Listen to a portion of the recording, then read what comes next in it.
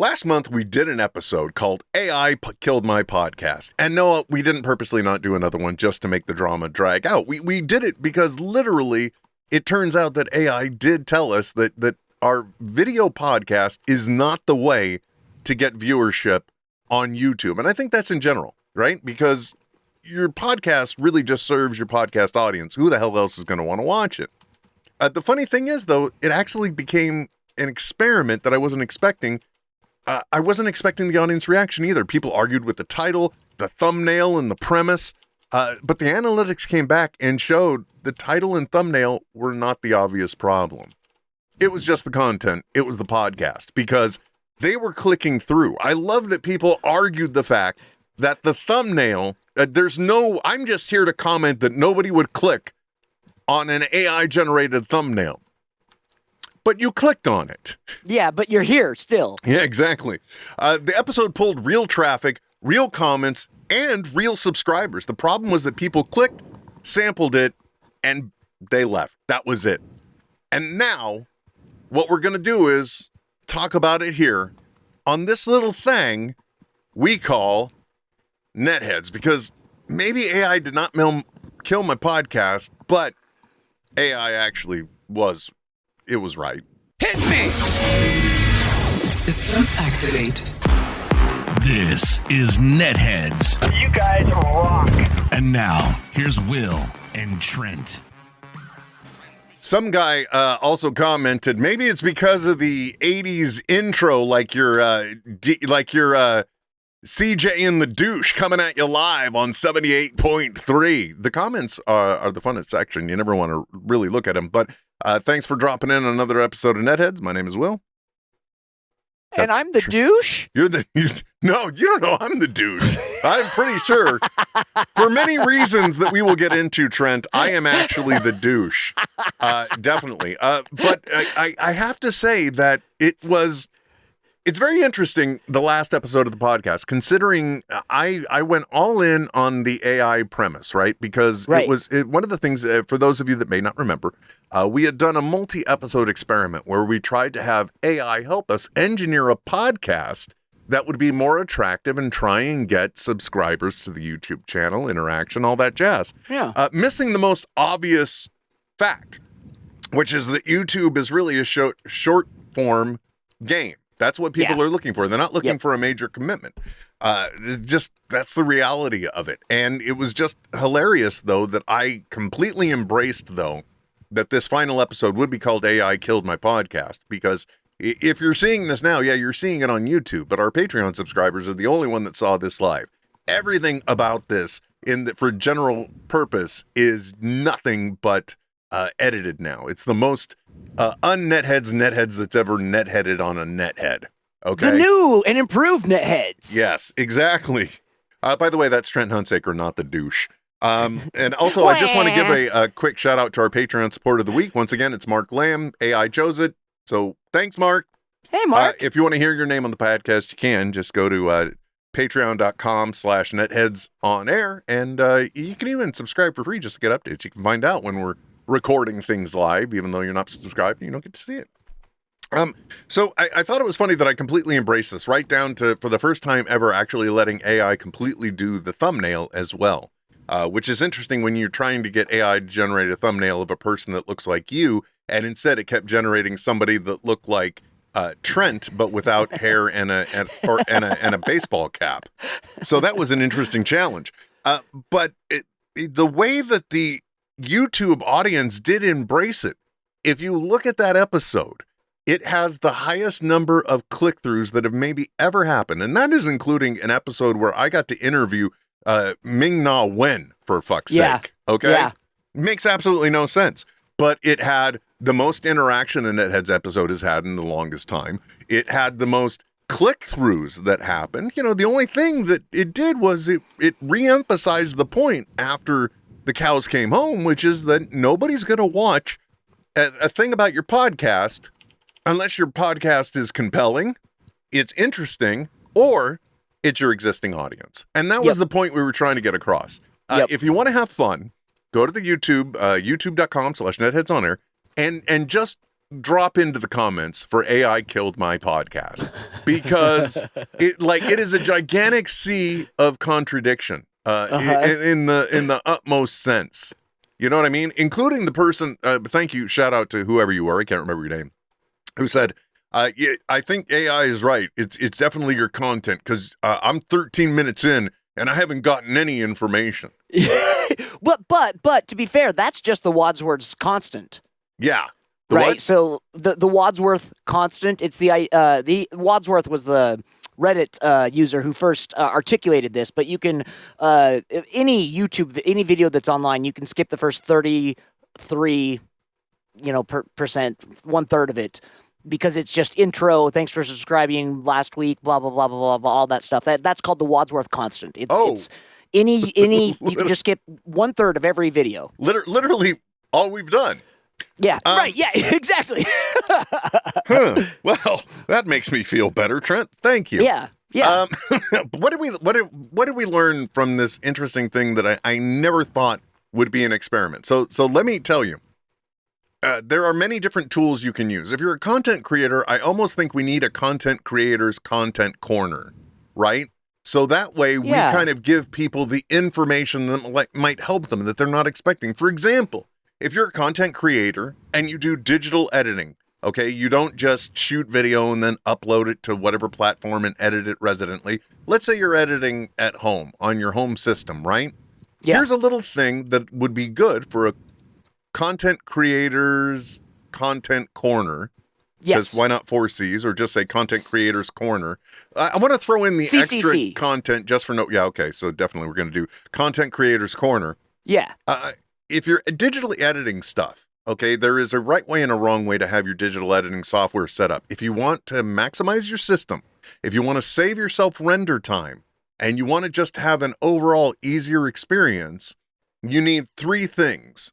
And that's called 3 solid state drives, at least. Because one of them is going to be the cache for your editing software. The other is where you're going to put all of the materials that will be used for editing. The read, that I literally have a SSD drive now just called read. And then I have another one that's called write. Write only exists for content to be rendered out to written to. Yep. And actually, Trent, you're the reason that I know about this. Why don't you let everyone know how you found out about this? Yeah. So, and this is another thing too. And like, it's just talk about AI. It's so funny because I've watched this whole year, like everyone's like, oh my God, Adobe stock is going to tank. It's going to go so bad. And now coming into July 1, everyone's like, Adobe's going to be the biggest stock to trade this year. Everyone's realizing that like AI slop is a thing and blah, blah, blah. So, that being said, every year, I think it's in October, maybe August, I don't remember, Adobe has their main conference. It's called Adobe Max. I cannot recommend it enough. It has been free to watch, so hopefully they continue with that. But it's their big, huge creator, and like if you're using Adobe in any way, you're going to find relevant stuff there. And they bring in industry like people and show how they use it. So I just followed the editor of Deadpool. Followed a couple of things that he did, and one of the things he did was he just showed, here's how I set up everything for editing on Premiere. So, and he was the one, and it's so interesting too, because he showed the file structure for the different drives, but then he also showed a bunch of like little quirks, and this was a few years ago, so I'm sure it's changed since he last did it, and hopefully he's done an update since then. But just little quirks in your settings that you don't know, like sometimes you just don't even know what this thing does. Should it be clicked on or should it be clicked off? I don't know. And so he just went through all the settings, right, and was just like, do this, don't do this, do this, don't do this, and like, yeah. And the whole reason why it works, guys, getting back to this originally being a tech podcast, is because your read and your write, anytime you're accessing information on your computer, those are 2 different, let's just call them channels, okay? Those are 2 different channels. And if you are reading and writing from the same source, then you're going to be going down the same, think of them as streets, okay? All right. And so if you're reading and writing from the same source, you're going to have traffic going on both sides of the street. You have a chance for congestion, collisions, traffic accidents. Yep. I don't know, some digital dog ran across and screwed everything up. That will happen. Whereas if you have 2 different channels, now look what's going to happen. Your read is just going to go straight from read into write, no collision, smooth data flow. That's the simplest way I can put it. And it is changed my life. And I like it.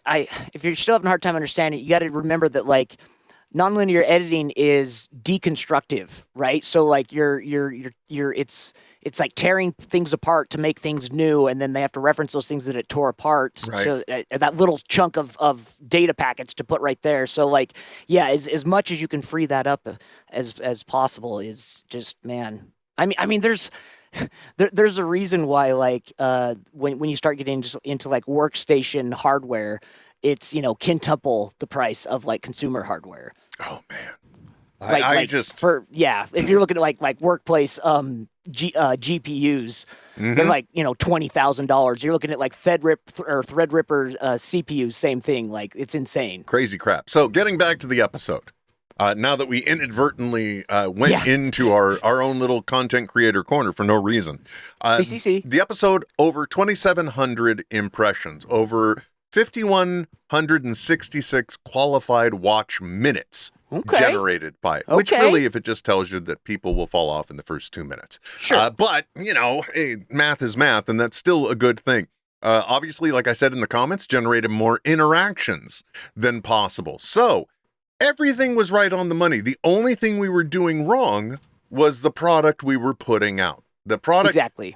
Your podcast, guys, it's your glamour project. Yes, it may be a bigger thing that you can pull clips from. If you have those rare gem moments, you could turn a highlight reel into something really beneficial. But your podcast is your glamour project. It's the thing that you are putting out there for people to see, because we don't know what a podcast really is anymore, right? And that's not just us, that's everyone. Exactly. No one knows it. Like, it means nothing to anyone now. Nobody knows. It's like, what is, I don't know, man. I don't know. But I thought it was very interesting. Now, since that time, interestingly enough, and the reason why I have such good metrics on it, by the way, also it generated 7 subscribers to the channel. Oh, wow. Even with those just first 2 minutes. No shit. They were willing to give us another. They got through that first boring 13 minutes. Wow. I'm doing a little too much of this, and I'm not happy about it. No one is anymore. Don't do that. Do it 5 times and it summons. So that's all it was. It, like, realistically, now, like I said, the only reason why I have such insights is also because there's actually an add-on you can sign up for free. I think it's called VidIQ, right? And you can give it access to your account for analytics, and there's an add-on app for most of the different AI-based chat thingamajiggies. Yes. Technical chatbots. podcasts, guys. So, you can add those in, which is what I did. And that is how I started finding out interesting information. I started asking a bunch of complex questions. I can tell you more about the types of videos I should be making, the reason why, allegedly, untested at this time. And I can tell you everything that went right and went wrong with the podcast episodes. Very interesting. And it actually takes it from making not that this is a VidIQ ad, right. But it goes from you taking AI just using a bunch of general information and generalities and trying to read your screenshots to something that's able to get analytics in almost any way you can ask for, and then start giving you real informed opinions about like where you might want to focus your efforts on, which I would say is probably attractive to everybody that is not a successful quote unquote content creator. Because it does give you the opportunity to make sure you're utilizing your valuable time. Oh yeah, in a good way. Like because for example, my wife has the benefit of being able to focus on our family because I have basically 2.5 to 3 hustles going on. Got my regular job, I got my side job, and then a tag on, and then like a little like a plug-in for my side job. And so, it's like I got a lot of things going on. And like one of the things that the Mandalorian armor project, which I alluded to last time as well, trying to get a full set of Mando armor done before I saw the movie, right, Trent? Yeah, which came out. Yes, it did. It did. I might have heard something about that. Yeah, I was going to say, like, indicative of today's vestments. Right, I am the Dadalorian wearing the great mythosaur on my head. Again, a fictional character of myth called the mythosaur, a little Little on the nose, but thankfully Trent had the perfect thing. What do we need to tame the mythosaur, Trent? Yeah, we just need some object that's crafted out of unobtainium. There we go. How much money did those movies make? Oh, dude, did you see? I didn't even see the new one. Did you? No. But apparently it did well. I guess I don't know. We don't know, man.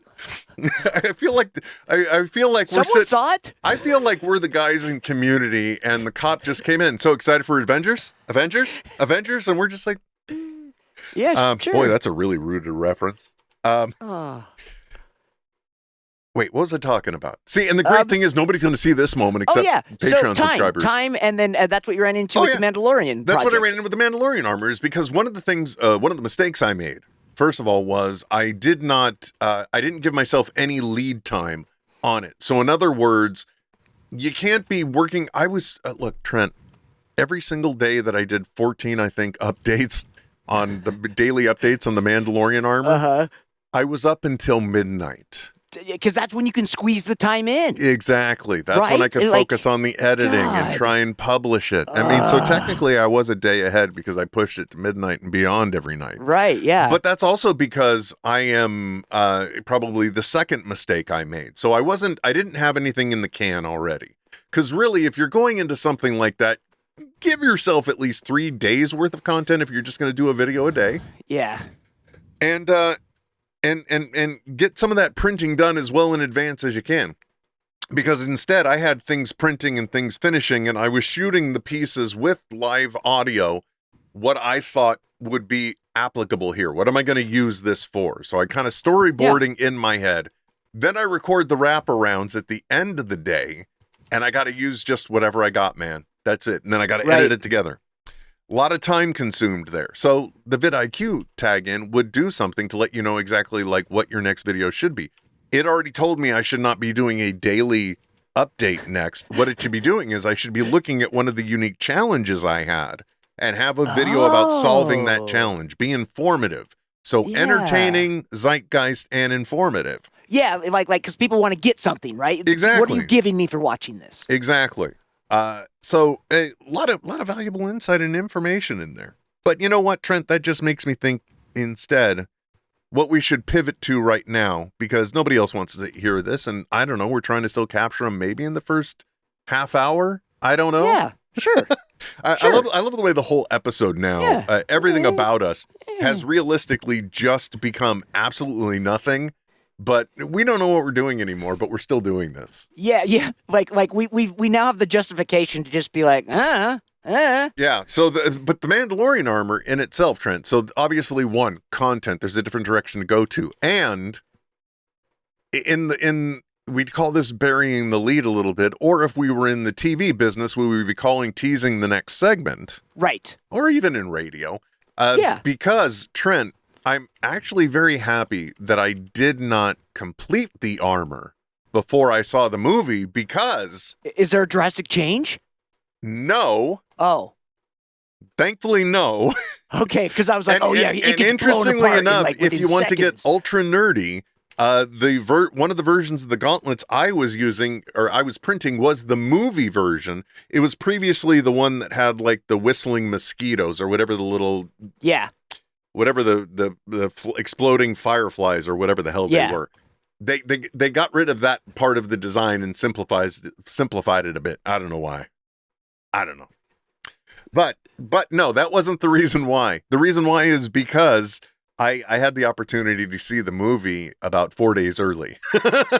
And so, and let me just tell you too, because of the stupid series I had started, I am also extremely relieved that I was able to see it early, because I had a reason not to, I had a legit reason not to do it on time instead of just flat out failing. Yep. Yeah, because you're like, well, I already saw it. Yeah, it's couldn't, and that's the video that I did about it. It's just like, well, and there's absolutely no way I'm going to finish this before I see the movie. Cut to me in the theater, because I'm seeing it now. Boom. Which, by the way, is interesting too, because not by choice and not by engineering, but I ended up seeing Mandalorian and Grogu sitting next to writer, director, and well-known for inserting comments about Star Wars into his works, next to Kevin Smith.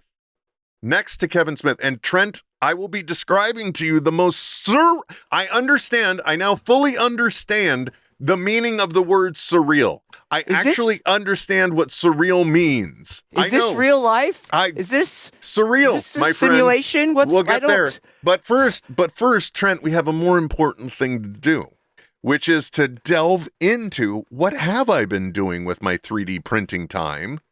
Because I'm going to show you an object, Trent, and I need you to tell me what is my purpose. That's right.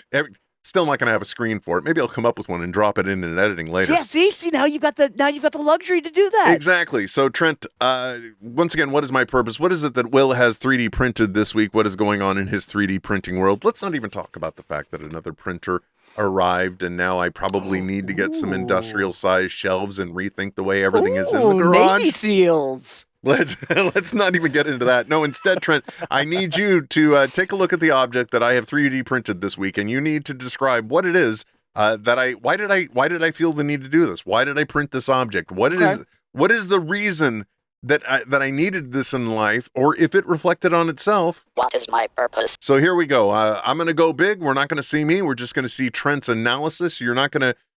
Everyone actually, you won't see his analysis.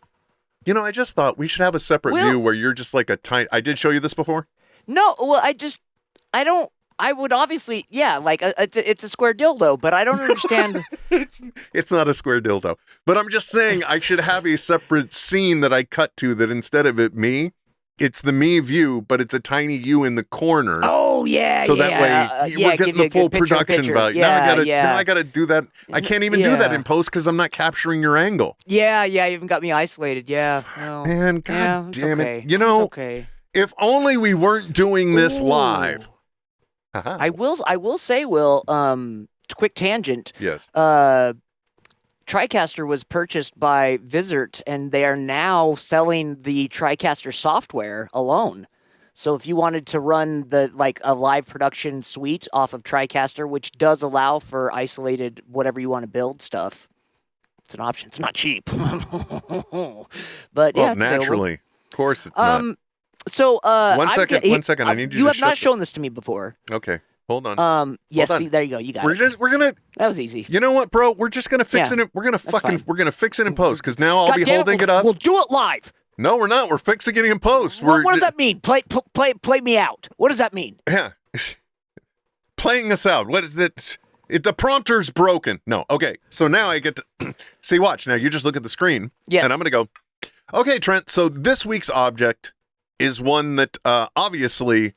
As you can see, I don't think I've shown you this before. No. Right, so I feel like I've seen something like this before. I don't want to question how your weekends were, sir. I was going to say, I don't know if I've felt something like this before. Okay, so, and you need to describe this for the people that actually just listen to an audio-only podcast. So we've got about a half-inch base print that's, I don't know, what is that, 4.5 inches across. The base. Yeah, the base. I was like, if you think that's 4.5 inches, there's a different story I want to hear. No. And then coming out of that, you've got a solid rectangular tube-esque thing. And then there's a Column? cylinder. I know they're geometry nerds. I know there's a term for that shape.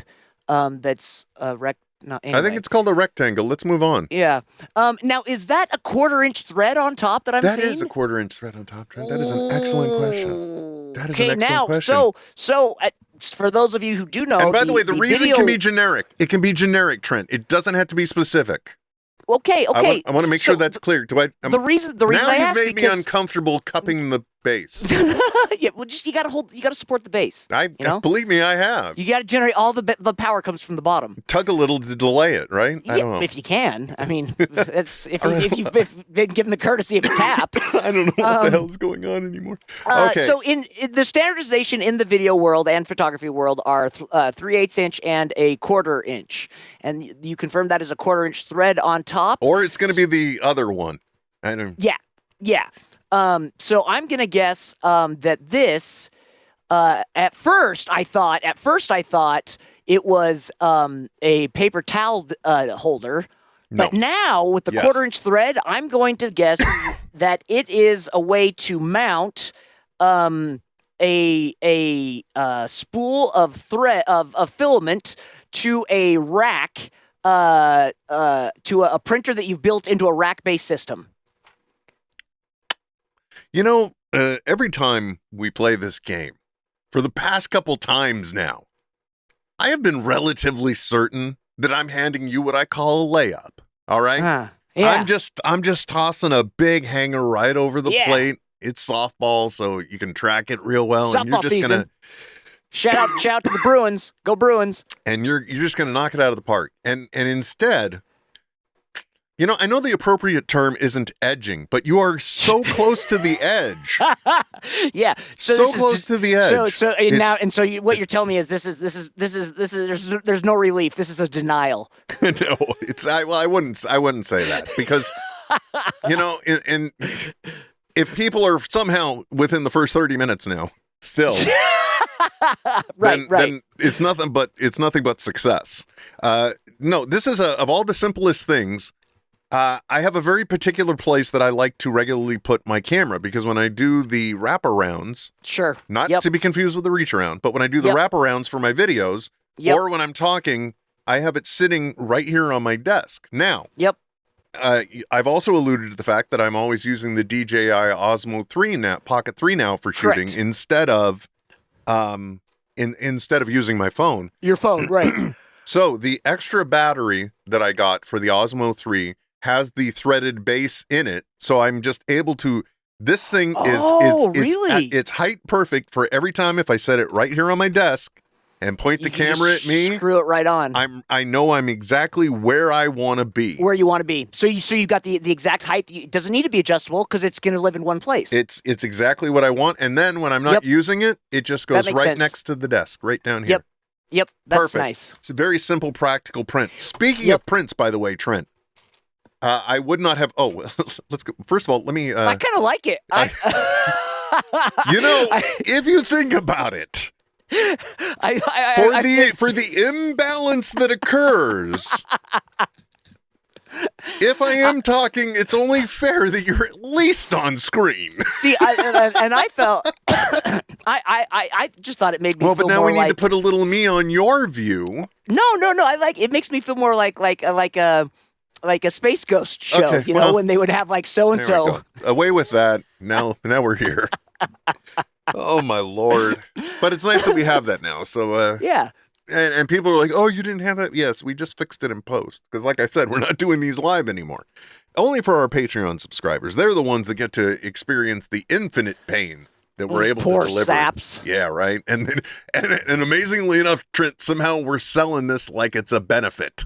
This is a bonus for you guys. Congratulations. Are you sure this is real life, Will? We guarantee that the shittiest version of this show as it exists is the one that we are calling premium content for our Patreon subscribers. This is the one you want. Oh, I don't. Unfettered raw. NetHeads uncut. What was it they always said on Arrested Development? I've made a mistake. Something along those lines. I may have been involved in some light treason. I have a bad feeling about this, Trent. Clearly I haven't thought this through. Maybe to the people that get this content, maybe they weren't the audience I should have had the revelation in front of. I don't know. Jackass.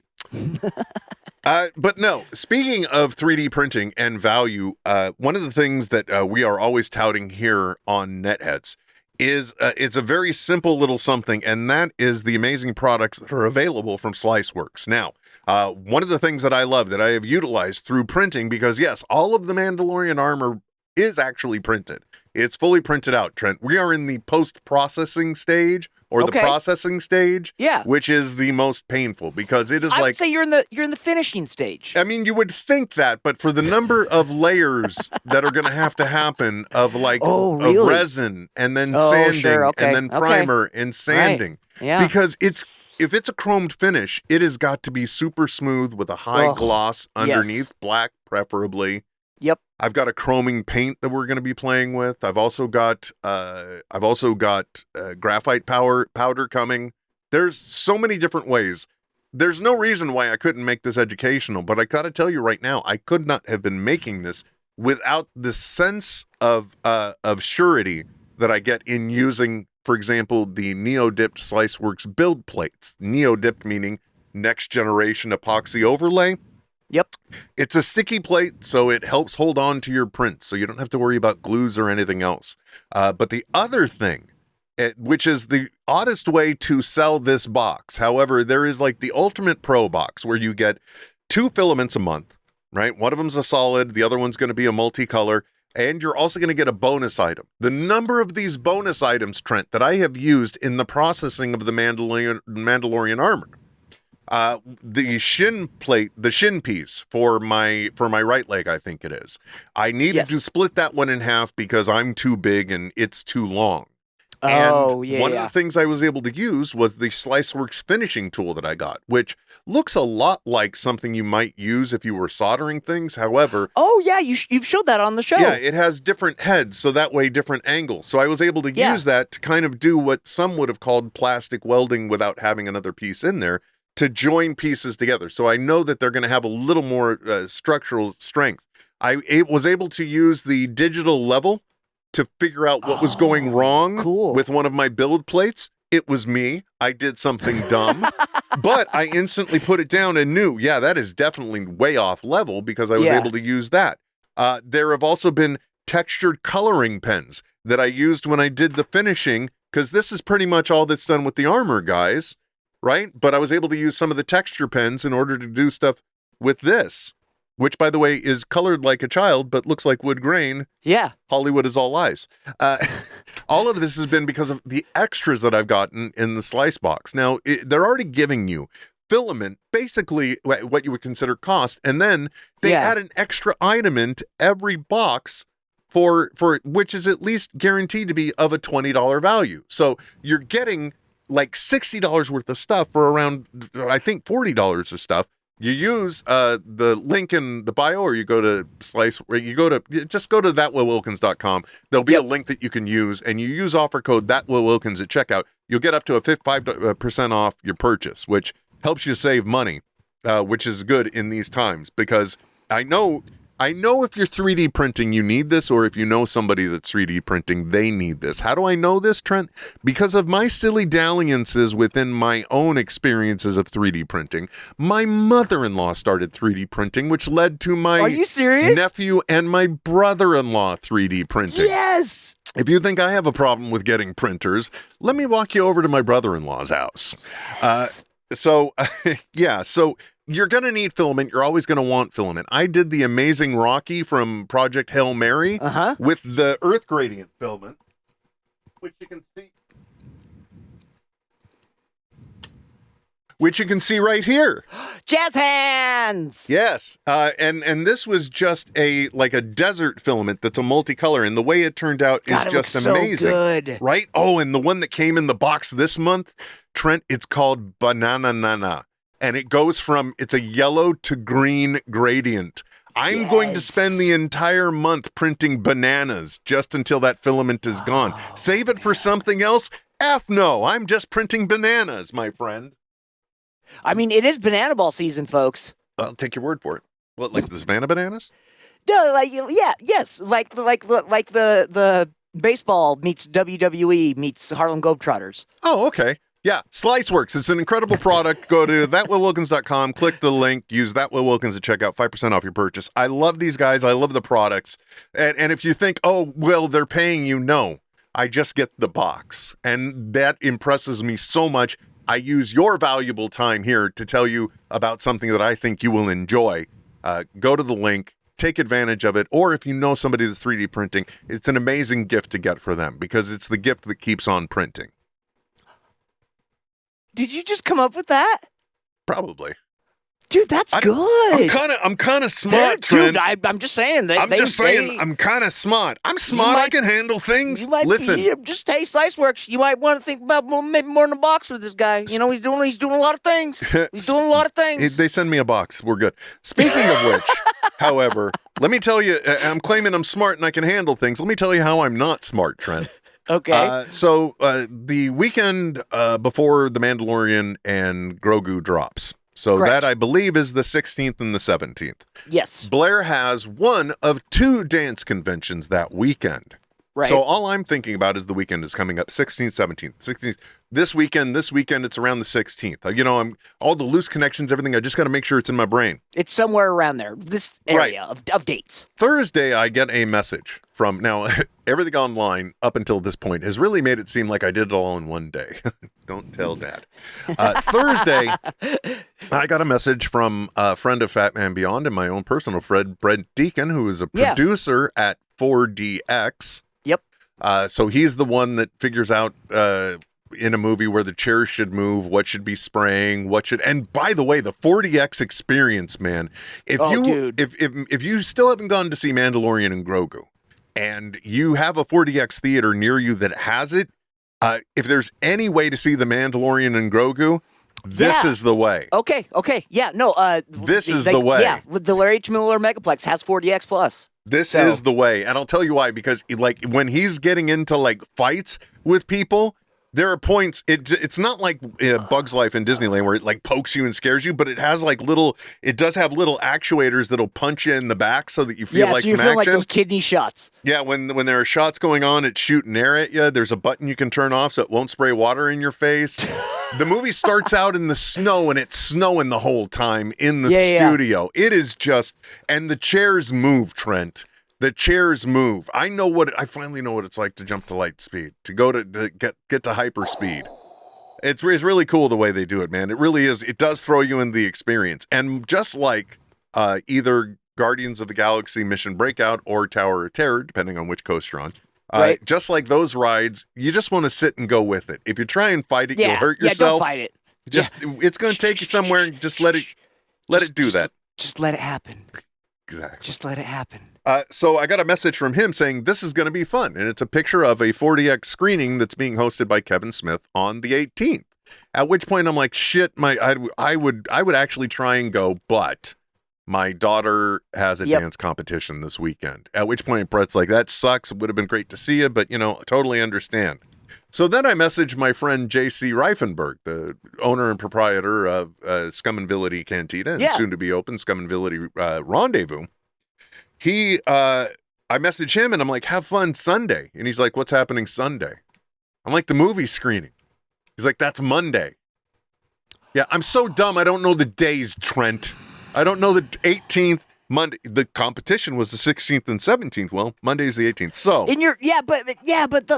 those things are so far in advance. You've just got to get through one before you can get to the next. I guess so. So what I did is I talked it over with my wife. We talked it out. By the time Friday had closed, I had a place to stay booked.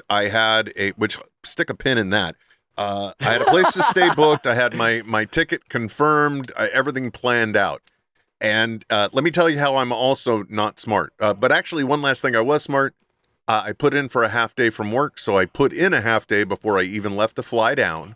Yeah. And on the way down, in the back of my mind, I said, holy shit, I left the memory card and the USB reader in the computer. So while I'm in the Oakland airport, I go to Best Buy, I get a new memory card, I get a USB-C reader. Here we go. There's both. Yep. And I kid you not, I looked at the distance and I'm like, 1.8 miles. I don't care what the weather is. Not so bad. I landed and I walked 1.8 miles to Best Buy to pick those things up before I had an Uber take me to the Sojourn on Van Nuys Boulevard? Or I don't know where it is. But it's somewhere near the whatever Galleria I was at or whatever. But it's called the Sojourn. Basically, it was a different type of just basic ass road motel, nestled into city. Yep, like that classic LA motel style. Yes, but what they did is they went with a 50s, 60s kitsch theme to it. So they did make all the rooms look cool for being rundown pieces of shit. Well, but is it kitsch if they just never updated from the 50s? No, or they 60s? did. They did. Oh, No, okay. they completely refreshed. Okay. They probably took it back to its heyday. Right. Yeah. The whole point is, Trent, when I was looking it up, nothing in the description said it looked particularly stabby, so I was okay. Okay, right. Yes, this looks more safe than other options. So I will bore you guys with no other of the details other than I did get to take a picture with the Mandalorian and Grogu. He had an animatronic Grogu hanging onto his back, which, of course, because I am the crusher of all things magic, I note the two people dressed in black with their hands continuously moving inside some type of bag. Takes two people to puppeteer that basic ass Grogu that was on riding that Mandalorian's back. Hands, eyes, head, you know? For head and hand. That makes but sense. Still, it was amazing and it was fun. And the funniest part is I mistook what because the Mandalorian has certain pre-programmed things he can say, right? Because they're not going to break character here. Right. So when I came walking up, I thought he was pointing at my phone, but he pointed at my shirt, and then suddenly here, that is interesting. So. He was talking about my shirt, but I fucked it up and said, "Oh yeah, it's my data pad." And I got a picture. I took a picture with the Mandalorian and Grogu. Yeah. I got interviewed by some social media thing, but most importantly, always being the person that even though I am just there for the experience, I'm also like I would like to also be of help. So I became the point person to get Kevin from parking garage up to the theater, right? Sure. Which inadvertently led to me sitting, because it was not unplanned. I did not strategically plan this, and none of it. I ended up sitting and watching the movie next to Kevin Smith. Because full disclosure, you both came into the theater, and it was Harley and Kevin Smith, but it was because Kevin had to intro it.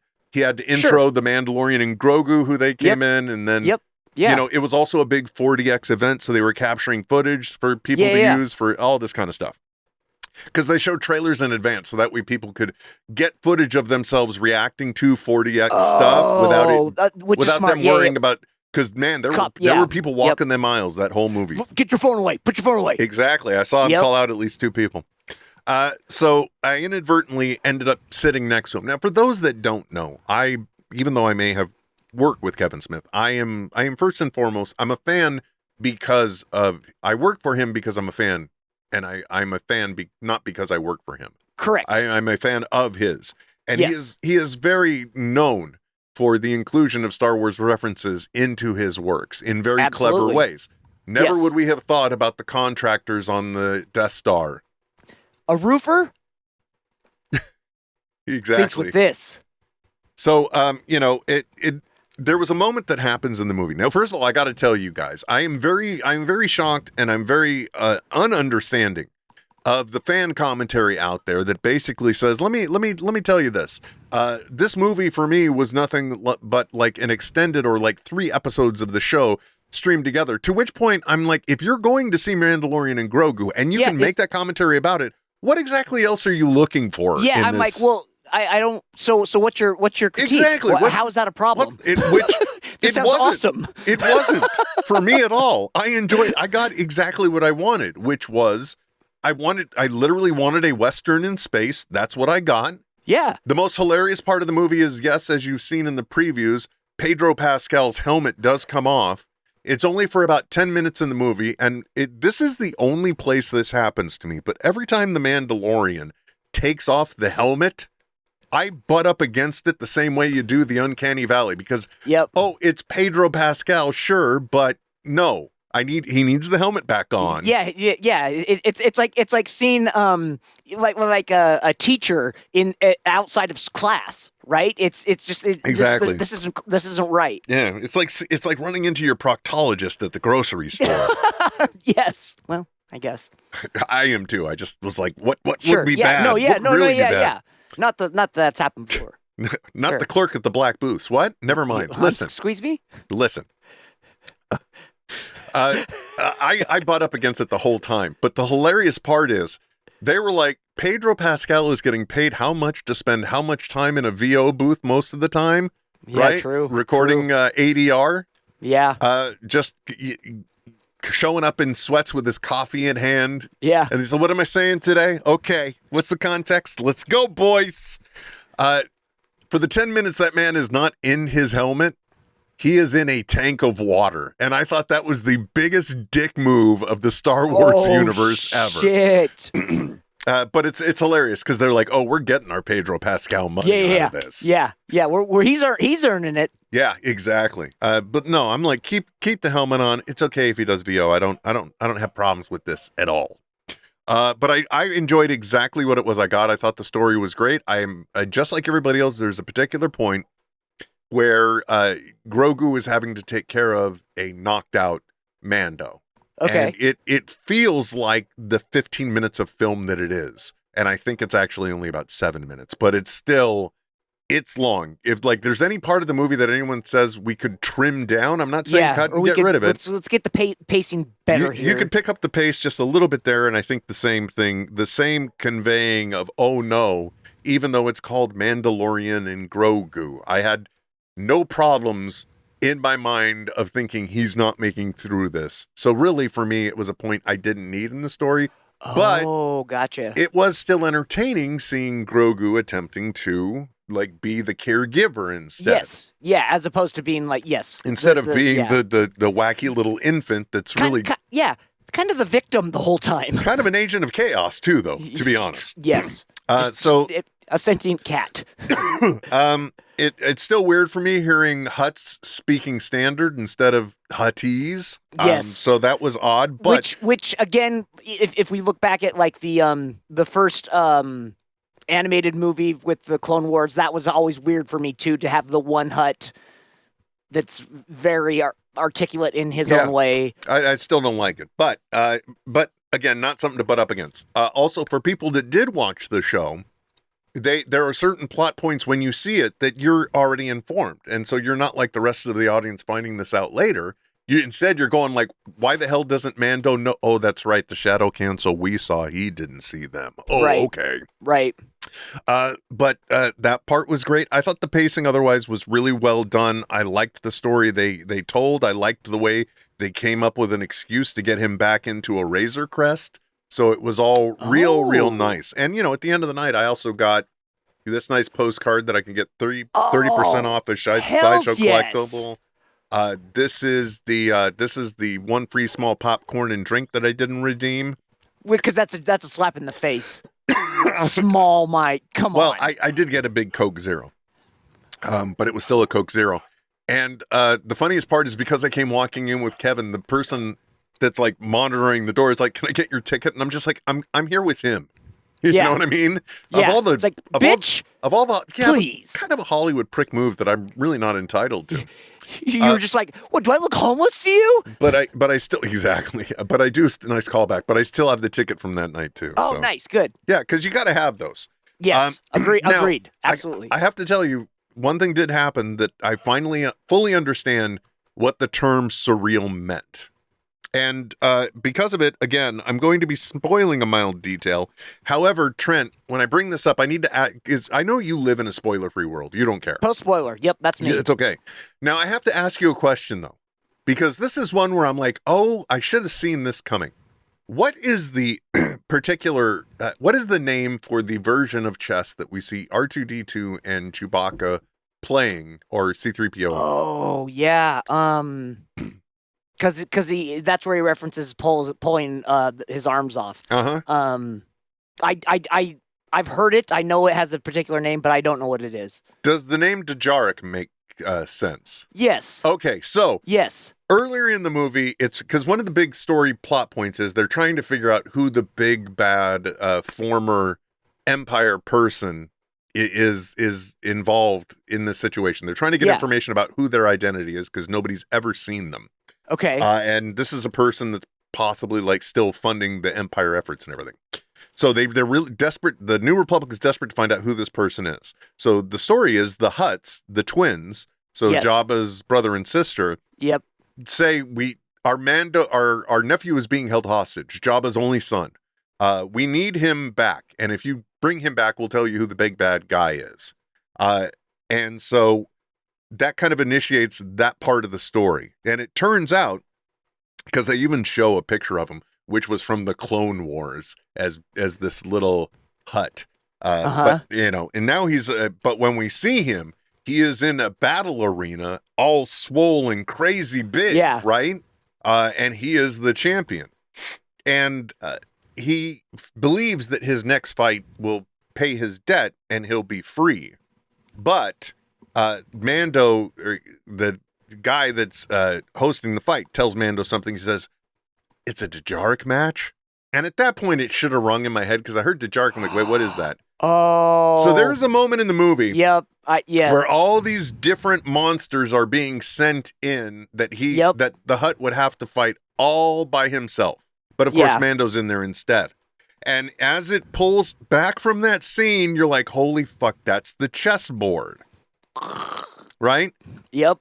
And you're like, that's the Dajaric chessboard. And oh my God, all those monsters are the monsters from the chessboard. Yep. And at the same moment, without even thinking about it, I turn to Kevin Smith. And Kevin Smith turns to me and we both go, at the same time, it's the chessboard. Chessboard. We both say it, just in unison. At that moment, I sit back and I'm like, I'm watching a Star Wars movie next to Kevin Smith and we just had a shared moment. Am I dead? You just had is this... In that moment, I understood what surreal meant. I finally understood. I'm like, this is, I'm not awake right now. I'm dead. Something's going on. Oh my God. This is not happening. So like he can fire me tomorrow. I'm good. We're good. Oh, I think I just accidentally muted you somehow because you're talking and I'm not hearing you. There we go. Sorry about that. Say that again. No, it's like, I didn't die. That's the point. Like, just kill me now. Nothing's going to get better. Just cut it off. So that's why I also have my new awesome, what will be my Father's Day shirt, the Dadalorian. Oh. And why I have the Mythosaur on my hat. Because naturally, by the time I confirmed I was going on Friday, I'm sorry, I had to, but I went onto Amazon to find what I could get Mandalorian related to wear for the screening. Oh, for sure. Because I can't go in cosplay, but I'm going to be a freaking nerd. Yeah, you got to let it fly, baby. You got to represent, is all I'm saying. And so that's why I the moment I found out I could get the Dadalorian shirt and this hat delivered, like the next day or by Sunday, I'm like, oh, that's it. That's what we're going to do. That's perfect. Because again, I can reuse this. Can't ever hurt to have a Mythosaur hat, right? I mean... Oh, no. And now, the Mandalorian armor is my Halloween costume that we're building towards. Perfect. Suddenly we have opened up the floodgates. Now you've got all the time in the world. To not get it done in time. And also... yes. But that... like, one of the things that I will not bring to What Is My Purpose that for next week, Trent, because I will have printed it by then, is a cage that holds the DJI Pocket 3 upright and a phone so that it's shooting in horizontal mode. Yes. Mildly tilted so they basically both are framed the same shot. And that way I can capture two different types of content at the same time. Correct. Yes. Without having to go back and re-edit it. Yeah. However, I'm also considering acquiring in 4K 30 frames per second with an uncomfortably wide shot.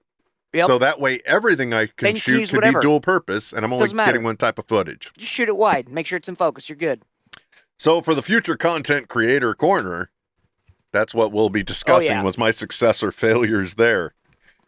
Because, like short form vertical is a good thing. And then like what we're going to be shooting for the YouTube channel is about like a 7 to 10 informative bit of stuff about what I'm doing here. Not you. You're not building any damn armor. No. And apparently I was making bread right before this episode started, and now apparently I need to replace my oven because I opened the door. I put my bread in, everything was fine. I closed the door, and suddenly I hear something. I'm like, was that the paper? And I realize, no, the inside glass of my door is spider webbing. Yeah, that's bad. And it's a double oven. At first I'm pissed, but then I realize I bet you probably for less than the cost of the whole unit, I can probably just replace that door. Maybe. Oh, for sure. Yeah. Yes. I would guess so. Yeah. So that's probably the direction we're going to go since it's not under warranty and I don't have a home one anymore. But anyway, that's neither here nor there.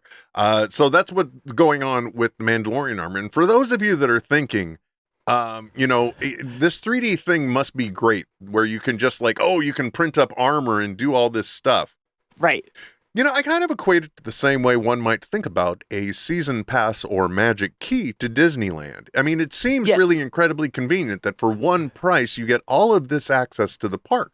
But the part that you don't think about it is the hotel, the having to pay for every meal while you're there, right? All of the gas, all of the hidden expenses that you don't think about when you get that season pass. Yeah, that's true. Yeah, because unless you're living right next to the park and can just walk over there. Yeah, it's a thing. So yeah. I'm going to say the Mando armor is kind of the same way, Trent. And here's the reason why. Because once I have it fully printed, right, and I've sanded it and I've done all the bullshit and I've gotten it painted, what do you do with it then? Well, I guess I could put it on a mannequin behind me. Yeah, it's like even though I made all of it size to fit for me. Yeah, and then do you want that big of a mannequin just like staring at you all the time? No, you don't. But I don't know, that would be kind of cool. But only if you had something like maybe a relatively good flight suit for it to, and flak jacket for it to go under, similar fit around, similar to the costume, right? So I mean, and then you're going to be spending $15 to $30 on a pattern and having to sew it right. yourself, or you're going to be looking at about like I'm just guessing, but I'm going to say somewhere around like $139 to get one off of Etsy that's shipped from actually made in Pakistan and then has to come across the border. Yeah, which might be more even than you would expect than you were anticipating, because prices of oil and shipping have gone up since maybe the last time you checked on something like that. And Trent, if you're going to get into that, well, then also you're going to have the boots, right? You have to have some kind of boots, something. Oh, and maybe some greaves to go over top of the boot, or at least one boot. Not to mention, I don't know, like this blaster needs to go into something, and then you're going to have to decide. Have a holster. Is there any difference between this $39.99 one that people say is good, or what about the $62.99 one? They all both seem to be saying the same thing. It looks like the same thing, but I don't know. I mean, is this real leather? Is it pleather? It's pleather, and but it's got the belt and because he's got the bandolier too. And then you got to have the bandolier. And then you're like, shit, man, I didn't even think about printing those goddamn cylinders that are all over his armor, because and the left leg of all the things, Trent, you can 3D print all this armor. But the left leg has what they call the soft leather pieces, right? Right. So those, how are you going to make those? Now, next thing you know, now you're looking at YouTube videos about how you can put a leather-like texture by heating up crumpled up aluminum foil and pressing it on craft foam, so that way you can make the pieces out of that. But then you've got to stain the aluminum foam for it, or the aluminum, right? No. So that it'll actually match the color. No. That's where you're just going to be putting that texture on, and then you're going to be applying a small layer of Plastidip, so that way, because the paint doesn't want to adhere to the styrofoam so well, but the plastic will hold on to. It's a good intermediary, I think, is the term we're looking for. Okay. And then you're just going to paint that so that way it's an approximate color, because the texture is already in there now, right? Because you've burned it into the foam. All I'm saying is there's all these unintended consequences and I haven't even got into finding the right way to apply a dark film to the plastic so I can build the visor for this damn thing. I mean, Will, I remember a book in my youth that summed it up quite eloquently, and it was, if you give a mouse a cookie, you know? He couldn't stop at the blasters and the detonators, no. You gotta get that glass of milk afterwards, then, you know. But dude, seriously, like even that rough one right there, it's so dope. Which, by the way, that's a little bit of manipulation. I got to be honest. I literally did put it on my head. I then highlighted the whole thing so I could lighten it as much as possible, so it didn't look like just a print. Yep. And then yes, I did black out the visor area. Oh yeah. It's convincing. Dude, Hollywood is a lie. It's all a lie. Everything entertainment is a lie. If you're seeing it on the internet, it's a lie. At some point, it's doctored. It's manipulated. It's adjusted. Okay? Totally. It's just... So, again, even though, unfortunately, like first weekend, it was a 70% drop, but Mandalorian and Grogu still, if you enjoyed the show, I really think you would enjoy the movie. I still cannot believe that what happened. That was just... It was insane to me. And again, I'll never know what surreal. I'll never not know what surreal is like. Do us a favor. Link in the bio, either for yourself as a 3D printer or a person that knows one.